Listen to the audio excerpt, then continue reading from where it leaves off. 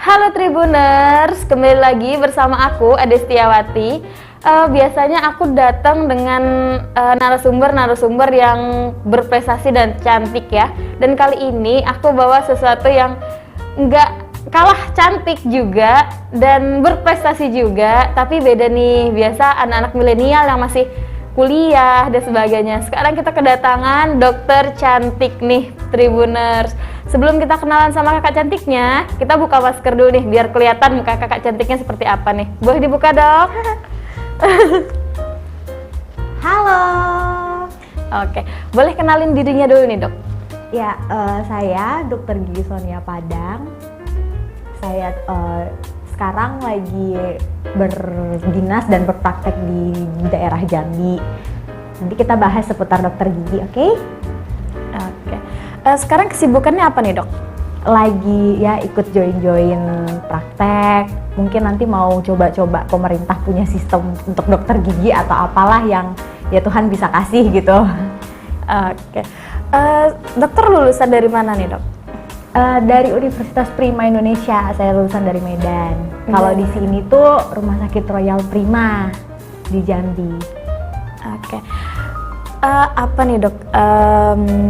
Boleh nih, Dok, dibagikan sedikit nih, Dok, tips-tips untuk Tribuners nih yang mungkin lagi mau atau baru mau untuk menjaga giginya nih. Tips dan trik dari saya pribadi itu lebih ke arah ya yang sehari-harinya dulu nih, karena kita lagi pandemi. Kita menyarankan orang datang ke dokter gigi itu untuk hal-hal yang emergensi menurut saya. Untuk yang di rumah, biasakan sikat gigi 2 kali sehari. Jangan malas. Sikat gigi itu pagi setelah makan dan malam pas mau tidur. Jangan kayak besok aja deh, jangan suka nunda-nunda ya. Jadi kita tuh harus kayak mulai dari diri kita sendiri itu benar, mulai bersihin mulut, mulai bersihin gigi kita. Itu kan awal dari semua penyakit itu mulut sebenarnya. Jadi kita tuh harus benar-benar merawat dan menjaga kesehatan rongga mulut kita, karena makanan sehat itu juga masuk dari mulut yang sehat dan bersih kayak gitu, Tribuners. Berarti emang menjaga mulut itu emang sangat penting, Dok ya? Penting banget lah buat kesehatan. Berarti dari mulut yang tidak sehat itu berarti itu bisa rentetan dari penyakit-penyakit yang lain berarti? Iya bener, seperti corona kan juga awalnya bisa dari mulut, air liur kan. Jadi kita kayak mending dirawat baik-baik semuanya. Jadi sekarang juga karena lagi harus menggunakan masker dengan protokol kesehatan, gunakanlah sebaik-baiknya. Itu apa? Demi menjaga mulut dan rongga mulut yang bersih tadi gitu. Seperti itu ternyata Tribuners. Jangan malas-malas sikat gigi berarti, Dok ya? Rajin-rajin berkumur ya. Oh gitu. Setelah makan biasakan berkumur sampai bersih lah. Berkumur emang pengaruh, Dok? Pengaruh, karena kan kita kadang makan makanan manis, ada sisa-sisa makanan yang lengket. Nasi itu juga manis kayak gitu, dia ada kandungan gulanya juga. Jadi kumur-kumur, bersihin lah rongga mulutnya. Kalau nggak bisa sikat gigi, ya kumur-kumur. Misalnya kita lagi makan di luar kayak gitu kan, kumur-kumur juga cukup lah. Nanti di rumah sikat gigi. Seperti itu. Kalau untuk Tribuners di luar nih, Dok ya, kan ke dokter gigi itu penting. Itu seberapa penting, Dok? Penting tuh kita tingkat prioritas orang-orang beda ya. Kalau orang yang mungkin sudah melek kesehatan, dia merasa itu penting banget. Karena gigi ini suatu aset. Menurut saya pribadi, gigi itu juga aset untuk hari tua, hari depan. Karena kalau kita udah kehilangan gigi, dicabut, ompong dan lain sebagainya, nanti makannya nggak enak, kita harus buat gigi palsu dengan biaya yang nggak murah begitu. Aset kedepannya ya makan nggak nyaman tadi, dan kita untuk berbicara juga pelafalannya kurang jelas. Bayangkan kalau kita bilang huruf S tanpa ada gigi, nggak bisa. Nah itu pentingnya gigi. Kadang masyarakat sudahlah kecil juga nggak apa-apa kayak gitu. Itu banyak banget itu dokter. Jadi kalau udah dibilang buat gigi palsu berapa dok? Mahal ya ke dokter gigi. Padahal dari mulai kita kecil harusnya kita sudah mengerti betapa pentingnya. Kan lebih baik ya mencegah daripada mengobati. Nanti kalau sudah kehilangan baru iya penting kayak gitu. Tadi kan dokter bilang gigi palsu nih, dan biaya ke dokter gigi juga kalau misalkan sudah giginya tuh lumayan parah atau dicabut semua atau ganti yang baru atau itu mahal Ya. dan karena mahal banyak masyarakat itu yang memilih untuk ke tukang gigi, bukan dokter gigi tapi tukang gigi. Menurut dokter pribadi nih, apakah ke tukang gigi itu juga berbahaya? Saya sebenarnya tidak tahu mengenai tukang gigi itu di dalam prakteknya. Tapi sebaik yang saya tahu, kita itu kan sekolah, ada ilmu yang pasti, ada ilmu yang sudah diteliti. Kalau dokter gigi sendiri, saya tidak tahu itu berdasarkan pengalaman atau turun-temurun dari keluarga. Biasanya begitu ya kalau tukang gigi, ilmu-ilmu yang diturunkan. Nah, kalau saya berharap masyarakat dan tribuners datangnya itu ke dokter gigi, jangan ke tukang gigi. Karena sesuatu yang pasti itu kan lebih baik ya. Nanti kalau kita jadi bahan percobaan nggak mau juga, dan ujung-ujungnya setelah ke tukang gigi dan nggak bagus, pergi juga ke dokter gigi untuk memperbaiki lagi. Jadi ngapain dua kali? Bisa lebih mahal juga biayanya. Ya bener, dan bagus better langsung aja gitu ke dokter gigi, jelas ya kan? Bener juga sih dok. Kalau menurut dokter nih, idealnya untuk dokter gigi itu berapa kali setahun gitu dok?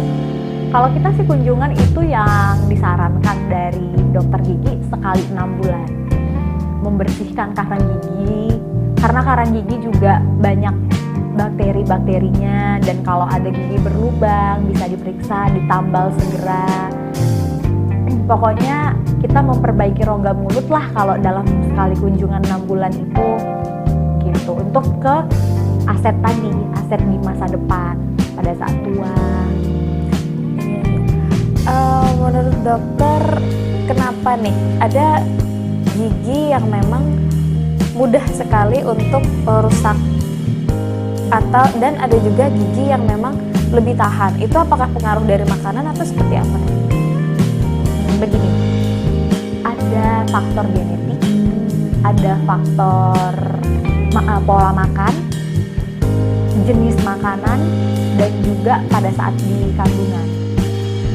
Ya itu tadi, pada saat di kandungan itu kan ibu hamil itu biasanya mengkonsumsi tulang, zat besi untuk tulang. Jadi dia kalau kurang, mungkin si tulang giginya kurang baik nanti hasilnya, atau genetik. Biasa orang-orang yang genetiknya memang giginya kuat bakalan kuat juga ke keturunan selanjutnya. Begitu. Emang banyak faktor juga dok ya? Faktornya banyak sekali, apalagi sekarang masyarakat Indonesia ini terlebih, kita kan lebih banyak mengkonsumsi makanan yang junk food, siap saji, dan lain sebagainya, dan gak jarang kita lupa makan sayur dan buah. Padahal yang kita makan junk food tadi itu beneran kayak kandungannya ya kita tahu lah ya kan, semua yang siap saji kurang baik daripada makanan-makanan yang kayak orang-orang dulu makan, kayak ubi lah, apa yang memang bagus untuk kesehatan dan sekarang udah kurang. Oh begitu. Berarti emang faktor makanan juga mempengaruhi banget dok ya. Sangat. Dan mungkin Tribuners juga udah pada sering ngelihat kalau misalkan generasi-generasi muda itu giginya lebih rentan ketimbang nenek-nenek zaman dulu. Sedangkan nenek-nenek umurnya yang udah 90 giginya masih bagus gitu kan. Ada beberapa yang memang karena keturunan tadi. Iya benar-benar karena keturunan juga emang mempengaruhi dok ya. Oke, kalau sekarang kan musim pandemi nih dok nih. Sekarang musim pandemi udah setahun lebih dirasakan masyarakat Indonesia termasuk Jambi juga. Dan menurut dokter nih, untuk kunjungan sendiri apakah itu perlu 6 bulan sekali kah atau memang seperlunya aja? Begini, jadi kan kita pada saat lagi pandemi seperti ini ya Tribuner, jadi kita tuh minta masyarakat itu benar-benar memperhatikan bagaimana cara dan aturan untuk datang ke dokter gigi. Yang pertama itu mematuhi protokol. Lihat dokter gigi dan tempat praktek yang Tribuners bakal kunjungin, lihat apakah mereka mempunyai standar sesuai dengan keadaan sekarang. Juga kalau bisa buat janji terlebih dahulu lah sama dokter giginya. Karena ada beberapa juga dokter gigi yang membutuhkan hasil pemeriksaan dari swab untuk diperiksa giginya. Karena kita memang benar-benar langsung berpapasan dengan air liur, istilahnya begitu ya, mudah ditangkapnya begitu. Kita benar-benar memang di mulutnya si bakteri, si virus tadi, kita langsung jatuh ke pusat utamanya. Jadi memang kita ada beberapa dari kita yang butuh banget di swab antigen, atau mungkin ada yang syaratnya rapid aja cukup. Itu beda-beda tergantung lagi dengan dokter giginya ya. Makanya buat janji dulu lebih baik. Terus juga kalau tidak emergensi banget, misalnya giginya sakit sampai bengkak, atau karena kecelakaan, atau karena sesuatu yang bikin nggak bisa ditunda lagi, ya silahkan datang ke dokter gigi. Tapi ingat harus patuhi protokol kesehatan. Itu yang paling utama dan pertama. Berarti emang harus banget tahu kliniknya seperti apa dok ya, biar benar-benar bisa mematuhin aturan kalau misalkan datang gitu dok. Iya. Kan pandemi sekarang udah setahun lebih nih ya, dan banyak juga masyarakat yang di rumah aja. Kan sebelumnya sempat banyak klinik-klinik gigi yang memang tutup. Menurut dokter apakah ada peningkatan untuk kunjungan setelah dokter gigi mulai buka new normal gitu? Beberapa ada, dan beberapa ada juga yang lebih menahan diri untuk nanti aja deh, belum buka dulu. Ada juga yang sampai kapan nih corona, buka aja deh gitu. Jadi mungkin itu tergantung lagi ke pribadi dokter giginya. Cuman kalau sekarang di 2021 udah banyak yang mulai buka lagi kayak gitu, dengan catatan sesuai dengan protokol kesehatan tadi. Benar. Kita jadi membersihkan semuanya itu Ekstra gitu. Lebih dari 2 kali lipat atau bahkan 3 kali lipat dari biasanya. Misalnya biasanya kita tuh cuman lap biasa pakai alkohol.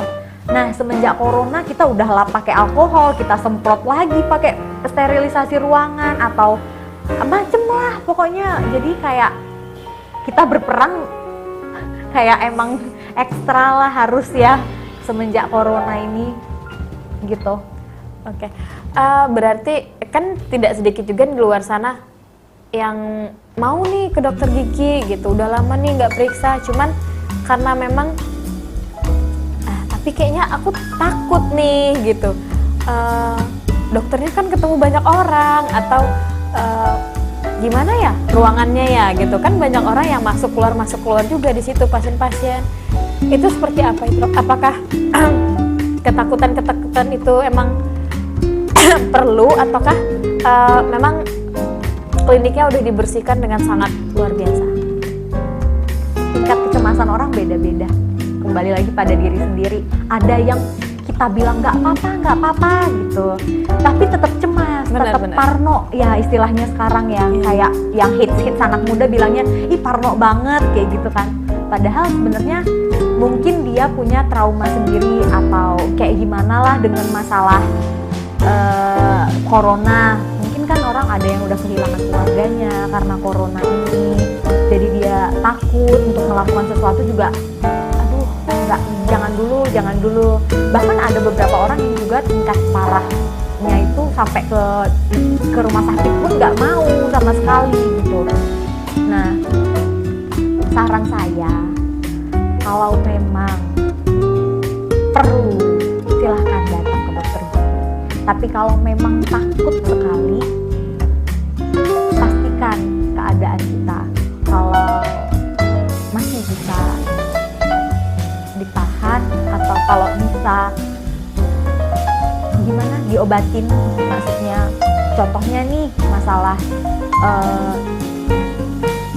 apa bilangnya kalau kecelakaan misalnya giginya patah setengah biasanya gitu. Kalau misalnya malu kan ada orang yang memilih lagi pakai masker juga nggak kelihatan, ada dia memilih menunda karena aku takut ke dokter gigi, alat-alatnya nggak steril dan segala macam misalnya dia pikir gitu. Ada juga yang memilih aku pergi aja ke dokter gigi, ya itu tergantung pribadi lagi. Kalau memang kuat untuk datang ke tempat-tempat itu dan tidak punya alasan tersendiri, silahkan datang. Kalau misalnya memang punya alasan tersendiri ya nggak apa-apa juga, nggak maksain kan. Tapi menurut dokter, pengetahuan dokter nih, apakah klinik-klinik tersebut sudah dibersihkan dengan ekstra? Saya pribadi di tempat saya lumayan ya, menurut saya, karena saya juga sedikit parno orangnya, tapi saya harus tetap kerja demi profesi saya. Jadi ya harusnya sih memang kita benar-benar memperhatikan, karena kita lap misalnya gitu kan, pasien berikutnya masuk lagi kita lap lagi, pasien berikutnya masuk kita lap lagi. Memang jedanya jadi lama, habis pasien ini ke pasien ini, jadi harus butuh waktu. Dan kita biasanya itu sangat membatasi kalau malam hari misalnya 3 orang atau 4 orang saja, karena waktu kita harus diselingin dengan membereskan, mensterilkan lagi ruangan itu semua makan waktu. Juga kita semua harus sehat di situ. Kita harus membersihkan diri kita sendiri dulu, mengganti sarung tangan, mengganti masker untuk pasien berikutnya. Begitu menurut saya. Protokolnya sangat-sangat benar-benar membuat waktu itu harus dipikirkan dengan ini, karena pasien juga nggak mau menunggu yang lama. Berarti untuk tribuners di luar sana jangan takut lagi berarti dok ya untuk datang ke dokter gigi, karena kita benar-benar juga menjaga, kita sama-sama saling menjaga. Kamu melindungi aku melindungi kamu. Ya, karena memang masa pandemi juga tidak bisa untuk satu pihak juga dok ya untuk menjaga. Benar. Harus saling dua belah pihak baru bisa berjalan dengan baik protokolnya ya. Yep, benar sekali Tribuners. Oke. Sebelumnya nih kak, gimana kak? Udah punya pacar nih dok? Aduh. Kita Nanti boleh ganti topik gak? Nanti Tribuners lihat nih, wah kakaknya cantik banget nih gitu. Gimana nih dok? Sebenarnya saya lebih ke masa yang pasrah aja lah, yang mana pasrah. dateng. Oke, berarti emang lagi nunggu jodoh gitu dok ya? Iya, karena saya lagi di quarter life crisis ya.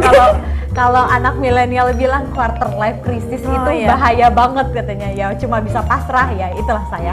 Oke, baiklah. Sama kita nih dok berarti. Tapi kan kalau masalah jatuh cinta dan lain-lain itu konsep orang beda-beda ya. Iya benar. Kalau saya pribadi lebih ke yang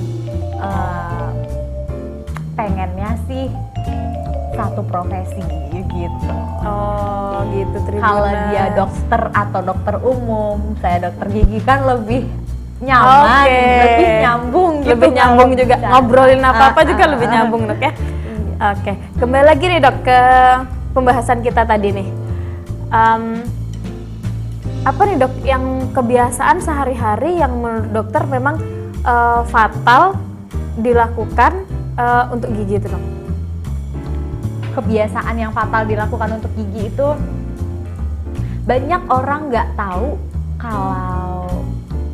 kalau gini, misalnya apa sih bisa istilahnya di orang kita, menggigit kuku, menggigit jari, menghisap jari, itu semua punya faktor untuk si gigi tadi. Banyak orang yang giginya mulai kayak misalnya dulunya rata, terus ada bergerigi-gerigi. Nah, itu biasa karena dipakai untuk menggigit sesuatu yang keras. Terus kalau dari faktor genetik juga ada. Istilahnya sama kita itu bruxism. Artinya dia kebiasaan menggertakkan gigi pada saat tidur. Pernah nggak kamu dengar orang tidur giginya krek gitu, padahal dia lagi tidur? Itu kebiasaan secara genetik, biasanya itu keturunan. Atau faktor stres. Orang stres ya pikirannya tidak rileks selama dia tidur, dia mungkin terus berpikir gitu kan, akhirnya terbawa, dan itu bisa menyebabkan gigi itu rata. Tadinya gigi itu kan kita, kalau gigi kita yang geraham, orang bilang ya geraham itu ada lekukan begini segala macem gitu kan. Akhirnya karena digesek-gesek terus jadinya rata dia. Dan gigi itu bisa jadi lebih sensitif, lebih kurang fungsi, dan estetiknya juga hilang. Biasanya Seperti begitu. itu.